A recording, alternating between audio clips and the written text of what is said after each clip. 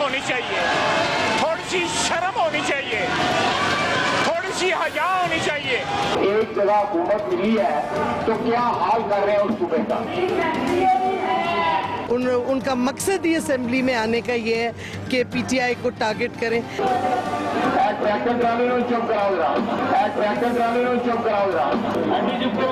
बदतमीज शख्स हुकूमत का मिनिस्टर है।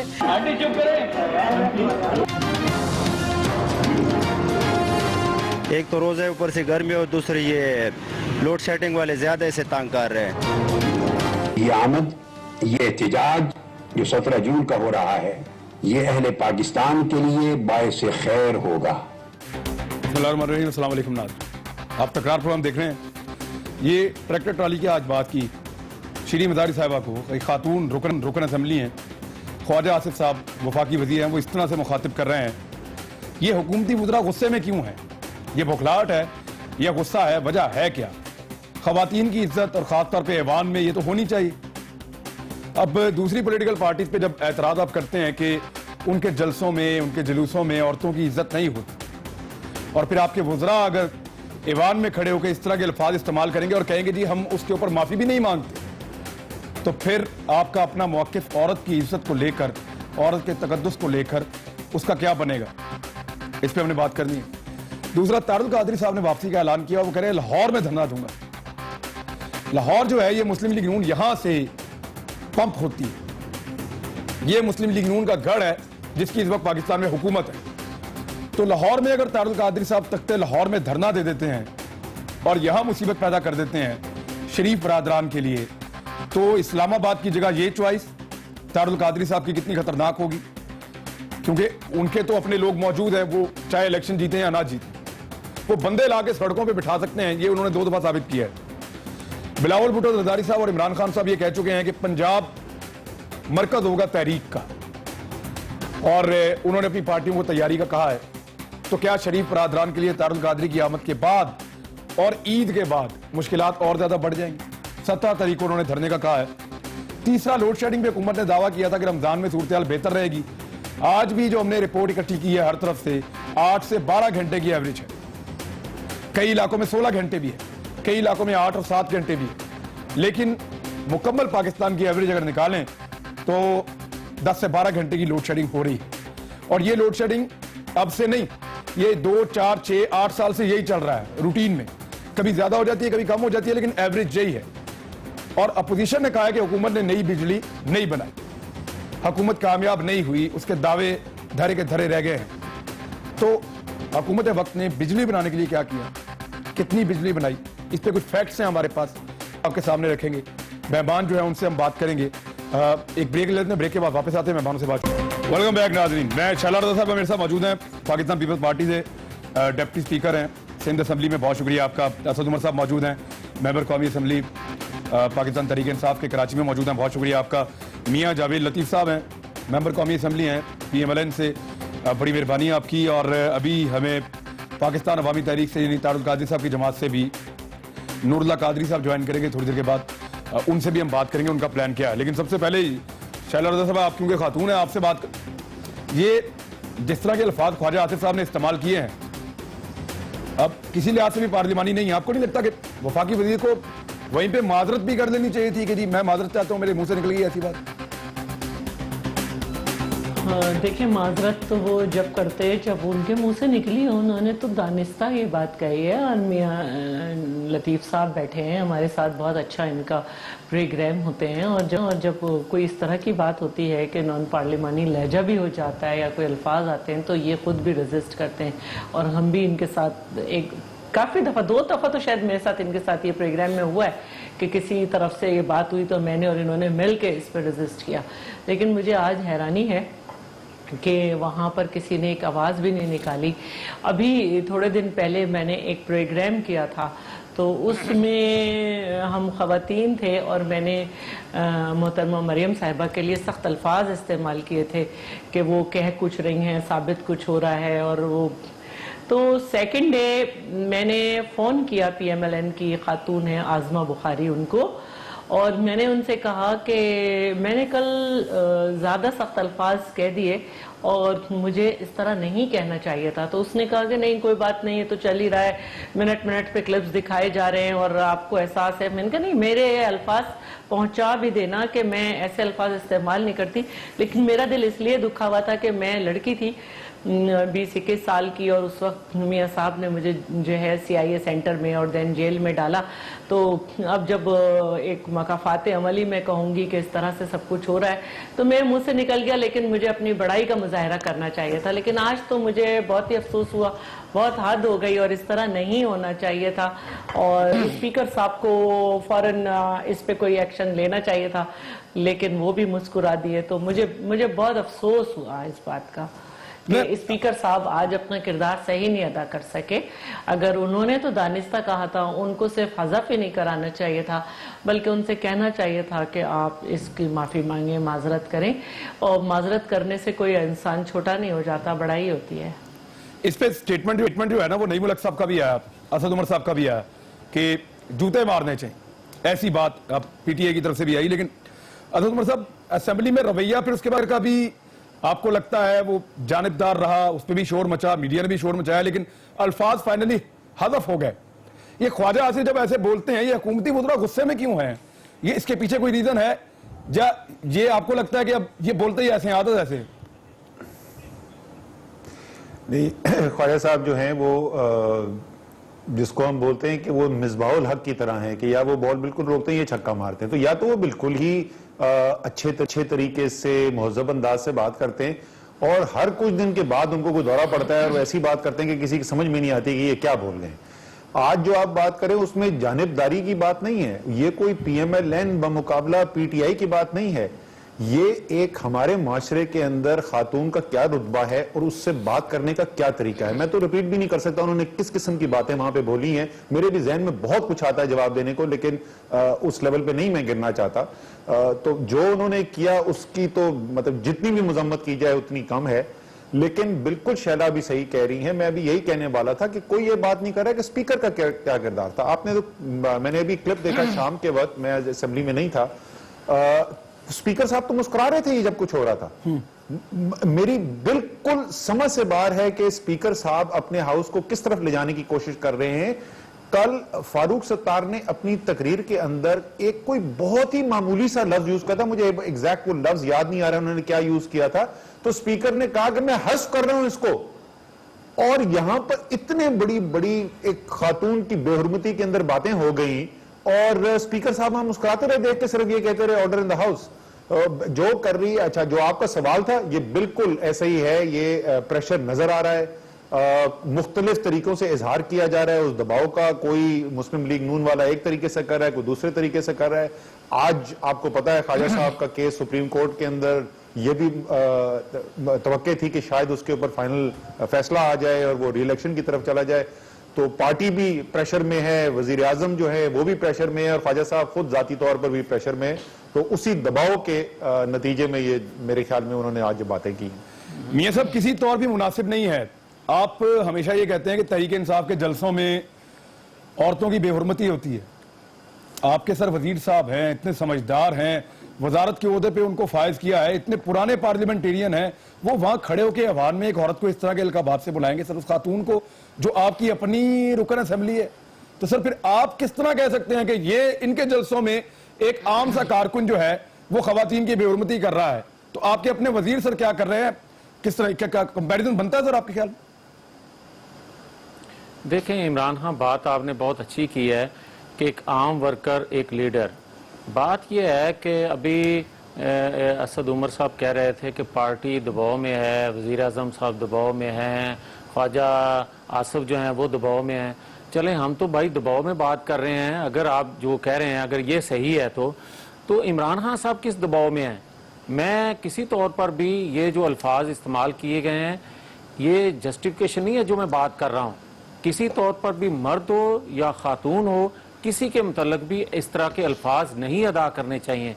अगर ख्वाजा आसिफ ने असेंबली के फोरम पर खड़े होकर ये बात की है तो आप ये देखें कि असेंबली के बाहर क्या कुछ अल्फाज इस्तेमाल किए। मेरी भी जुबान जेब नहीं देती सर, किस खातून के खिलाफ क्या अल्फाज इस्तेमाल किए हैं सर आप? नहीं एक मिनट, खवातीन को तो सर मेरे ख्याल में बख्शा है सबने, खवातीन पे तो किसी ने बात नहीं की। अच्छा एक सेकंड, अब नहीं, इमरान खान साहब ने दूसरे जमातों की खवातीन के मुतल्लक भी जो कुछ कहा है वो भी रिकॉर्ड का हिस्सा है, मगर मैं ये फिर भी कहूंगा कि वो कहते रहे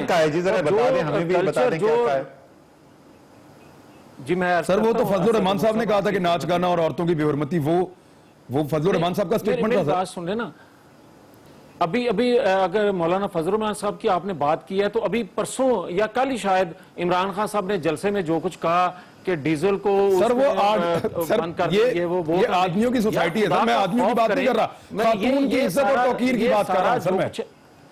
सर जिसकी प्रोटेक्शन के लिए आप लॉ लेकर आ रहे हैं साहब, मैं खातून की बात मेरी अर्ज सुन लें, फिर जब आप बात करते हैं तो किसी दूसरे को भी सुन लिया करें।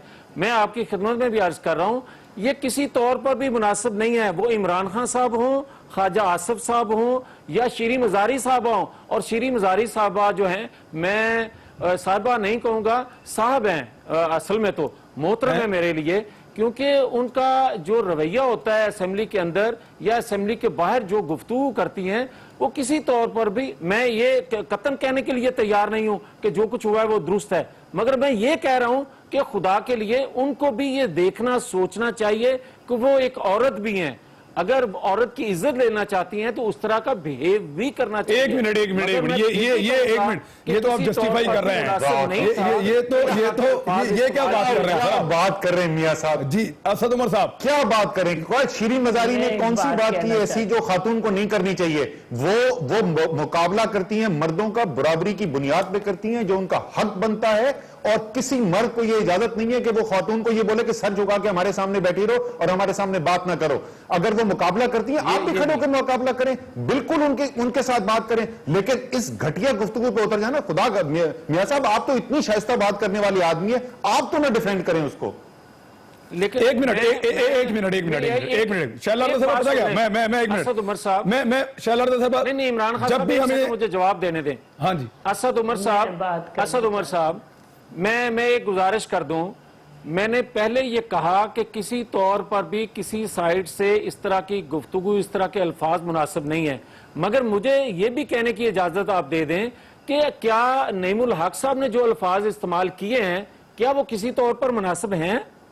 आप उसको कहोगे कि ये पार्लिमानी अल्फाज थे? जो इमरान खान साहब गुफ्तगू करते हैं कि वो पार्लिमानी गुफ्तगू करते हैं, क्या वो नई नस्ल को ये आदाब सिखा रहे हैं? मैं तो ये कह रहा हूं, मेरा जवाब सुन लें अब आप। हाँ जी, मैं सिर्फ नईमुल हक ने नहीं कहा, मैंने कहा है, और अगर मैं वहां पे असेंबली के अंदर होता, जो मैंने लिखा है वो मैं लिखता नहीं, मैं करता उनके साथ जाके। मेरी माँ बहन किसी के साथ ऐसी कोई गुफ्तगू करेगा ना, ऐसी बातें करेगा, मैं रिपीट नहीं करना चाहता उन्होंने किस किस्म की घटिया बातें की है, मैं सिर्फ बातों में नहीं करता, मैं उनको फिजिकली जूते लगाता। नहीं एक मिनट, ये अगर इस तरह की बात करोगे ना, एक मिनट, अगर आप एक मिनट देखिए, ये भी तो जवाब मुझे भी इसी तरह देना आता है। मेरे ख्याल में पता क्या, जो आप गुफ्तगू इंतहाई नामुनासिब बात वो भी थी, अगर और वफाकी वजीर की इज्जत को भी मेरे ख्याल में, तो फिर मैं कल को ये कहूंगा, एक मिनट इमरान खान साहब, एक सेकंड मुझे आप दोनों रुके ना, आप दोनों रुके, एक मिनट, दोनों ना मेरी बात सुन ले आप, क्योंकि असद उमर ने बात की है, मुझे उसका जवाब देने दें।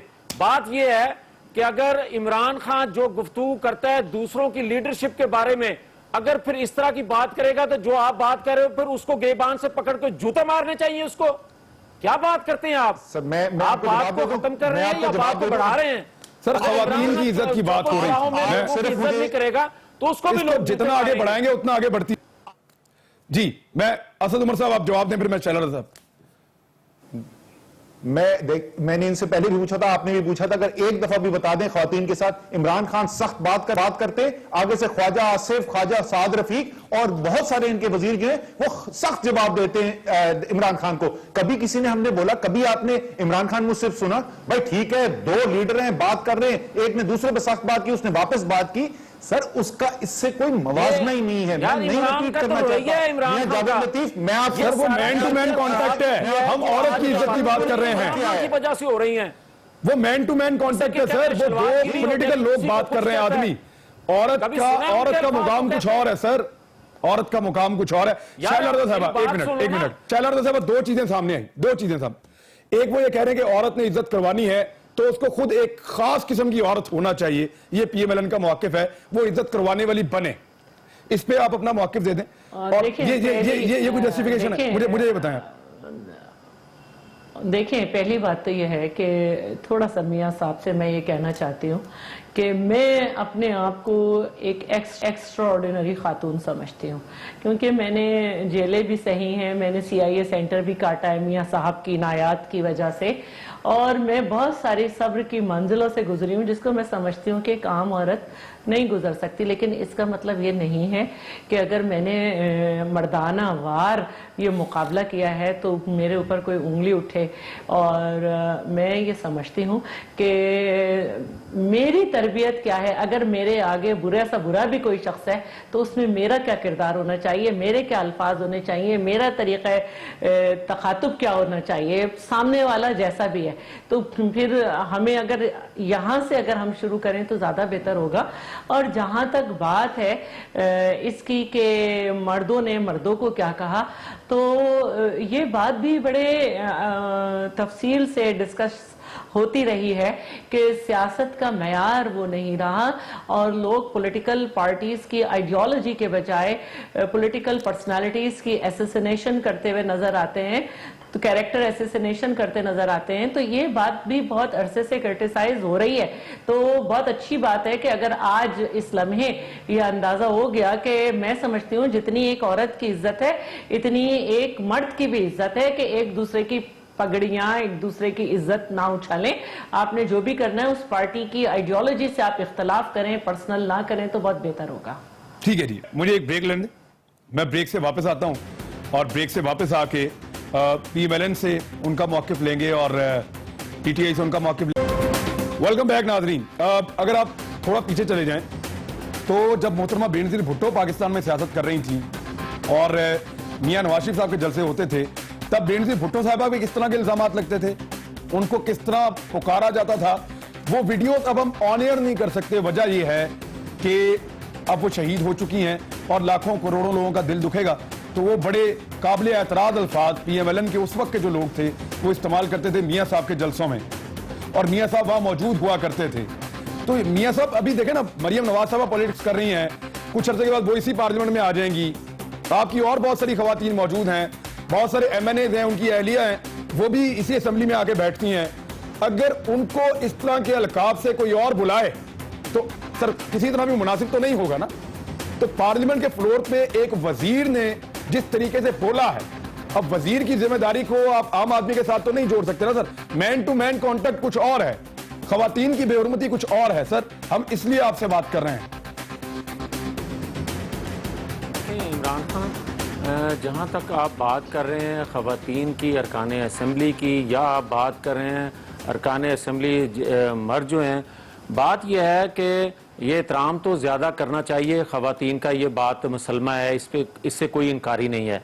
मगर मैं ये गुजारिश कर दूं कि ये रवायत, ये गलत रवश जो एक ख़त्म हो चुकी थी, जिसका अभी आपने जिक्र किया कि एक वक्त था कि मोहतरमा बेनज़ीर भुट्टो शहीद साहिबा के मतलब गुफ्तगू होती थी और इस प्लेटफार्म से होती थी, उस प्लेटफार्म से भी बहुत सी ऐसी गुफ्तगू होती थी। मगर हम सब ने सबक सीखा, हम दोनों जमातों ने ये मिसाके जमहूरियत जब साइन किया तो उस वक्त इदराक हुआ इन चीजों का कि हमने ये गलत किया है। तो फिर सर आज क्यों हो गया, आज दोबारा क्यों हो गया सर? आज क्या हो गया? मैं यही अर्ज कर रहा हूं कि ये दोबारा जब शुरू हुआ तो ये इमरान खान साहब ने ये शुरू किया। ख्वाजा साहब इमरान खान साहब पे ट्यूशन कर रहे हैं सर, कैसी आप बात कर रहे हैं सर? ख्वाजा साहब इमरान खान साहब पे तनकीद करते हैं, बात तो उनके स्टूडेंट नहीं है सर। ख्वाजा साहब एक अलग पॉलिटिकल पार्टी है, बड़ी सीरियस आदमी है, तो वो मुनासिब नहीं है। मैं ये कहता हूं कि जब आप किसी की लीडरशिप के मुताल्लिक ये कहेंगे कि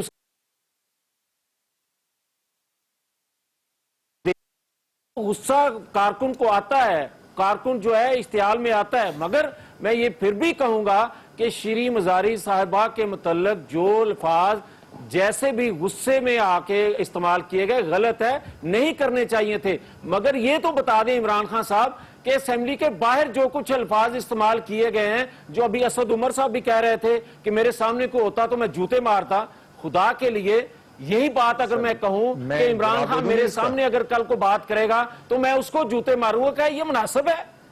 क्या नहीं, हम लोगों की तरबियत ये मैं कर रहे आपको जवाब दे हैं? दूं क्या हम इसका? अपने वर्कर नहीं, को नहीं, ये सिखा रहे हम- हैं इसका कि जवाब- कल को चौकों चौराहों में किसी दूसरे के लीडरशिप को पकड़ के और मारना शुरू कर दे? और ये जब धरने थे मैं उस आपको वक्त जवाब होता दे रहा। दूं। मैं असद उमर साहब रिस्पॉन्ड करते हैं, मैं फिर दूसरे टॉपिक की तरफ जाऊंगा बात। इस पे क्योंकि मुझे लगता है जितनी बात इस पे करेंगे ना उनके साथ ये होता उतना ही था। ज्यादा ये फैलता और इमरान खान जाएगा। साहब हम खुश इसको होते थे। समेटना चाह रहे हैं, वो सिमट नहीं रहा। खान जी साहब खुश हो रहे होते थे। अच्छा, जी मैं जवाब दे दूं जी अब। जी प्लीज। ये जो मिसाके जमहूरियत जो है, ये साइन कब हुआ था इमरान खान? ये 2006 में। साइन को 2005 के अंदर। 6 ठीक है जी। ये 2012 में जिस वक्त शहबाज शरीफ कहते थे कि अली बाबा 40 चोर, जो पाकिस्तान के मुंतखब सदर के बारे में बात करते थे, वो कहते थे मैं इसको उल्टा लटकाऊंगा, वो कहते थे मैं इसको पाकिस्तान की सड़कों पर घसीटूंगा, वो कहते थे मैं इसका पेट काट के इसके अंदर से पैसा निकालूंगा।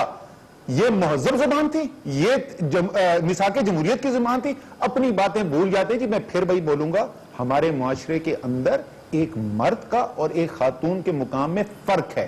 पाकिस्तान, ये मुझे बड़ा फख्र है कि मेरे माशरे के अंदर खातून का एक खास एहतराम है। अल्लाह ना करे ये कभी बदले, और इसलिए जो आज हुआ है वह मुख्तलिफ है। मुझे मियां साहब का पता नहीं, जिस माशरे की जिस अकदार से मैं बड़ा हूं, अगर आपके मां, बहन या बेटी के बारे में कोई ऐसे अल्फाज कहे तो आप खड़े होकर सुनते नहीं है।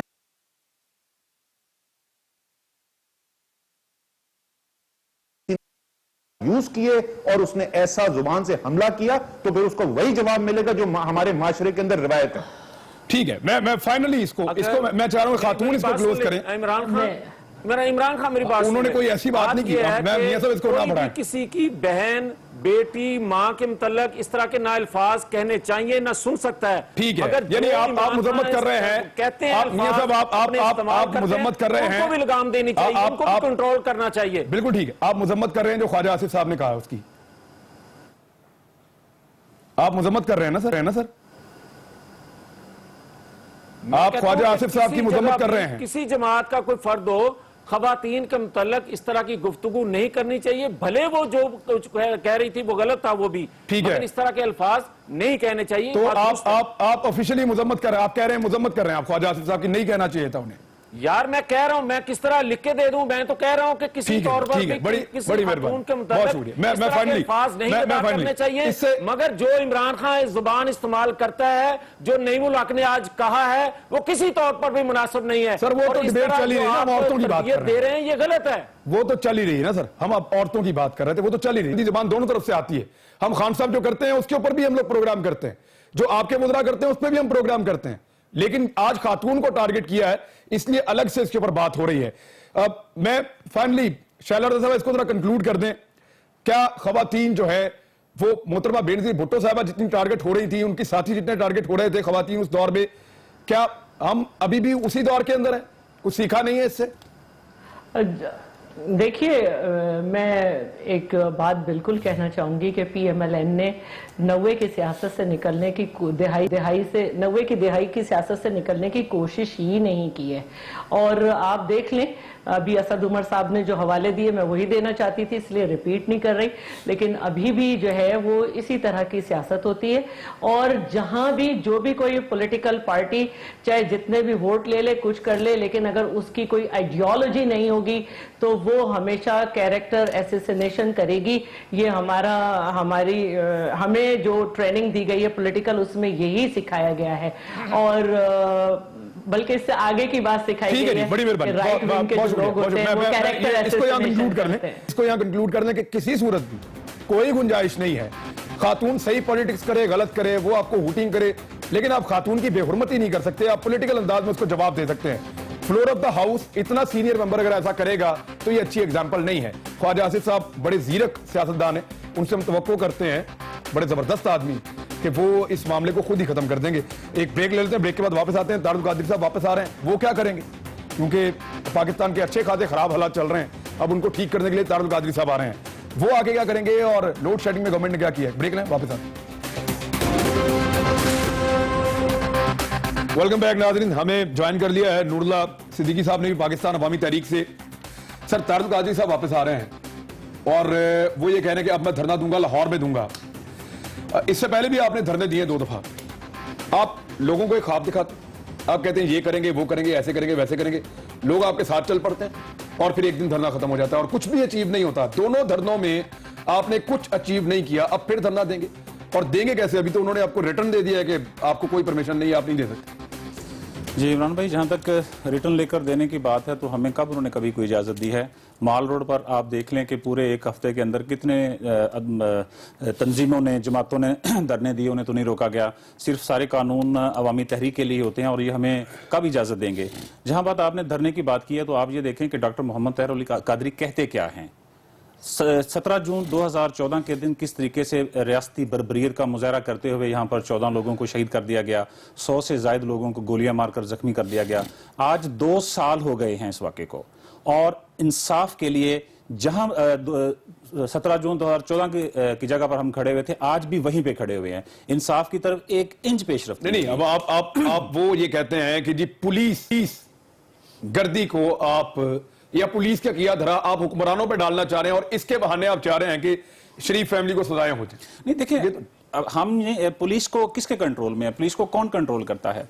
पंजाब में हुकूमत किसकी? अच्छा, तहकीकात ठीक नहीं हुआ आपके ख्याल? बिल्कुल ठीक नहीं। अब आपको लगता है इंसाफ ले लेंगे? देखिए अब कहां जाएं हम, किस तरफ जाएं? फिर आएंगे, धरना देंगे, वापस चले जाएंगे। तो हम अपना एहतजाज रिकॉर्ड करवाने के लिए और क्या कर सकते हैं? अवाम के पास ही जा सकते हैं। 2 साल से अदालत में बैठे हुए हैं, एक इंसाफ की तरफ 1 इंच पेशरफ्त नहीं हुई। जो 42 लोग हमारे गवाह थे उन्हें ही पुलिस ने मुलजम बनाकर उनके खिलाफ दहशतगर्दी के मुकदमात कायम करके अदालतों में भिजवा दिया। अब मैं मियां जवेल साहब, ये तो बड़ा आसान है ना सर, गवर्नमेंट आपकी है, आप अभी 2 साल में इनको मुतमिन नहीं कर सके सर। आप इंसाफ दे देते, बंदे आप पकड़ लेते, जो जिम्मेदारान थे उनको पकड़ लेते, यानी वो छोटे मोटे पुलिस वाले पकड़े हुए हैं बस, सिर्फ ज्यादा एक इंस्पेक्टर है, बाकी सारे थोड़े से सिपाही हैं उसमें, और कोई भी नहीं।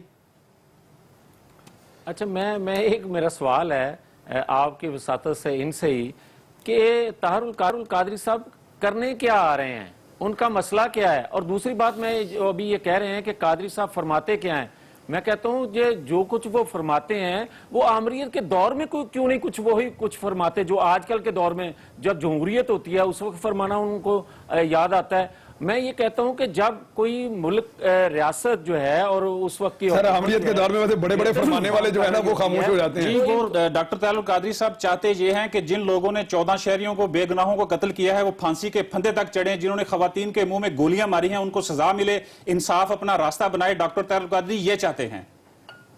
जी मियां साहब, 1 सेकंड, इमरान खान साहब एक नहीं, आपको लगता है रियासत इंसाफ कर रही है इनके केस में? 1998 में मेरी यार सुन लेना, 1998 में जब आप 1998 की बात ना करें, 17 जून 2014 की बात करें, 17 जून 2014 की बात यार मेरी बात तो सुन लो बेटा, मेरा बेटा बात सुन लो ना। आपने बात की है, मुझे भी जवाब देने का हक है, मुझे भी सुन लो।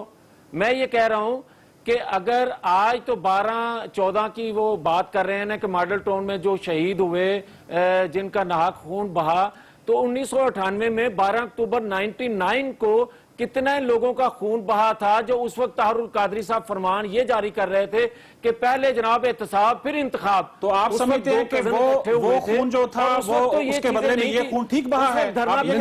1998 में कौन लोग सर शहीद हुए थे? आपको लिस्ट है सर? आपने तो आज तक सर पीएमएलएन को अपना केस लड़ना चाहिए था इस पे तो मियां साहब पीएमएलएन को अपना केस लड़ना चाहिए था। आप तो खामोश रहे सर, मैं तो आज सुन रहा हूं आपका इसका जवाब दे। जब पीपल्स पार्टी का दौर था तो उस वक्त कोई कत्ल नहीं हुआ था, उस वक्त क्यों धरना दिया था? इसलिए अच्छा, एक मिनट, इसमें पुलिस हमारी एफआईआर दर्ज नहीं कर रही थी, पुलिस हमारी बात नहीं सुन रही थी, 14 लोगों बेगुनाहों को मार दिया गया था, कोई बात सुनने वाला नहीं था। यार मैं असद उमर साहब, क्या रियासत इंसाफ कह रहे हो? मैं तो ये बात असद उमर साहब, आप पार्लियामेंटेरियन हैं, रियासत इंसाफ दे रही है सर मॉडल टाउन वालों को? आपके ख्याल में 2 साल मुकम्मल होने वाले हैं, 17 तारीख को 2 साल बिल्कुल भी नहीं दे रही जी, बिल्कुल भी नहीं दे रही। और इसके अंदर ताहिरुल कादरी साहब अच्छे आदमी हैं ये नहीं है, उससे इसका कोई ताल्लुक नहीं। उनकी सियासत ठीक है बुरी है, इससे कोई ताल्लुक नहीं। पाकिस्तान के सबसे बड़े सूबे के दारुल हुकूमत के अंदर दिन दहाड़े 17 लोगों को शहीद कर दिया गया, 90 लोगों को गोलियां मार दी गई। 2 साल गुजर चुके हैं। जहां तक रिपोर्ट की बात है, रिपोर्ट तो आ चुकी थी, जस्टिस बाकर रिजवी ने तो रिपोर्ट लिख दी थी, उसके अंदर उन्होंने जिम्मेदार ठहरा दिया था लोगों को। लेकिन अगर मैं हुकूमत का भी मौकफ ले लूं कि गोली अंदर से चली थी, भाई उसको सजा क्यों नहीं मिल रही? जिसने अंदर से गोली चलाई थी उसको क्यों नहीं सजा मिल रही? 17 लोग मर जाएं और रियासत देखती रहे, इंसाफ का निजाम देखता रहे और किसी को सजा ना हो, किसी को उसका जिम्मेदार ना ठहराया जाए, इससे बड़ी रियासत की कमजोरी क्या हो? जिसको अंदर किया है वो आमिर सलीम SHO है यहाँ पे लाहौर में, उसको अंदर किया, वो हमें फोन करता है पेशी पे और वो कहता है जी कि मैं बिल्कुल बेगुनाह हूं, मुझे तो जो अफसरों ने कहा हम वो कर रहे थे, उनको ऊपर से ऑर्डर मिल रहे थे, हमें कोई बकरा बनाया है। शैला रज़ा साहिबा, क्या इसमें पाकिस्तान पीपल्स पार्टी को लगता है कि स्टेट रिस्पॉन्सिबिलिटी अदा कर रही? देखिए, मैं समझती हूँ कि जो मॉडल टाउन का वाक़या है जिसमें 17 लोग शहीद हुए, ये बहुत बड़ा जुल्म था। थोड़े ही फासले पर जो है मियाँ साहब का घर भी है, शहबाज शरीफ साहब का, और जितने बैरियर थे वहाँ पे उसका बहाना बना के, और उन सब के बाद ये है कि 2 साल हो गए, ताहिरुल कादरी यहाँ हो नहीं हो, ये मसला नहीं है, ये कत्ल हुआ है, किसी की जान गई है, इसको स्टेट ने लड़ना है। तो बाकर नशवी साहब की रिपोर्ट क्यों दबाई गई? आज तक क्यों नहीं पता चला कि किसके हुक्म पे पुलिस ने गोली चलाई और क्या हुआ? तो ये एक जुल्म हुआ है, बहुत बड़ा जुल्म हुआ है, इसके जवाब दें ये लोग। और रही बात ताहिरुल कादरी साहब की, तो उनका अपना तर्ज सियासत है, वो आए धरना दें। हाँ, उससे आप इख्तलाफ कर सकते हैं, इत्तफाक कर सकते हैं, लेकिन ये केस जो है ये हुकूमत मियां साहब वजह दे रही है उनको एहतजाज करने की, वरना तारुल कादरी साहब की सियासत खत्म है सर। तारुल कादरी साहब को तो एक MPA की वो सीट नहीं जीतते, आप उनको वजह दे रहे हैं सर एहतजाज करने की। मियां साहब मेरी अर्ज सुन लें, तारुल कादरी साहब का मसला और है मेरे भाई। तारुल कादरी साहब का मसला है जब पाकिस्तान तरक्की की तरफ गामजन होता है। कौन सी तरक्की भाई मेरे, कौन सी तरक्की? 16-16 घंटे की लोड शेडिंग है, कौन सी तरक्की, किस तरक्की की आप बात कर रहे हैं? अगर इसका एक मिनट ठहर जाए आप, मैं ठीक है मियां साहब बात करें, बात करें। बात यह है कि ये उस वक्त आते हैं साहब जब पाकिस्तान के अंदर बेहतरी आ रही होती है। मगर मैं ये अर्ज करूं सर, क्या पीपल्स पार्टी के एक मिनट मियां साहब, एक मिनट, छोटा सवाल, क्या पीपल्स पार्टी का दौरे हुकूमत जब खत्म हो रहा था और तारुल कादरी साहब पाकिस्तान में आए धरना देने के लिए, तो पाकिस्तान में बेहतरी आ रही थी सर उस वक्त? आप तो कह रहे थे तबाह हो गया पाकिस्तान, तब वो क्या लेने आए थे सर? मैं कहता हूं वो इलेक्शन करवाना ही नहीं चाहते थे, वो इसलिए आए थे कि पाकिस्तान के अंदर हालात ऐसे बना दिए जाएं कि आने वाले जो इंतखाबात मुतवक्के हैं वो ना हो सकें। ये मसला था उनका। ठीक, वो तो खुद कहते हैं कि मेरा मसला इंतखाबात नहीं है। साजिश करने आते हैं आप, जब आते हैं साजिश करने आते हैं। इंतखाबी ये हुकूमत को रजिस्टर्ड हो गया उनके दिमाग में, आप सिर्फ साजिश करने आते हैं। इंतखाबी इस्लाहात की बात की जाए तो ये साजिश है, इंसाफ की बात की जाए तो ये साजिश है, शहीदों के खून का हिसाब मांगा जाए तो ये साजिश है, बेरोजगारों की बात की जाए तो ये साजिश है, अगर ये कहा जाए कि मुल्क 25,000 अरब के कर्जों के बोझ नीचे आ गया है, ये निशानदही क्या साजिश है? अच्छा, मैं एक मिनट, मैं असद उमर साहब से, उन्होंने असेंबली में भी बात की थी, इस पर आपने लोड शेडिंग का जिक्र भी किया। असद उमर साहब, ये ख्वाजा आसिफ साहब तवातर के साथ आज सारा दिन अब ट्विटर के ऊपर नए फिगर डाल रहे हैं। पहले उन्होंने 14,000 का, फिर 15,000 का, फिर अभी थोड़ी देर पहले उन्होंने कहा जी 17,000 से क्रॉस कर गई है हमारी जनरेशन, और ये पहली मर्तबा पाकिस्तान की हिस्ट्री में हुआ है। ये ख्वाजा आसिफ साहब हर थोड़े घंटों के बाद अपनी जनरेशन बढ़ा रहे हैं सर बिजली की, तो आप फिर कैसे कह सकते हैं कि वो तो 300 मेगावाट से आगे बढ़े नहीं?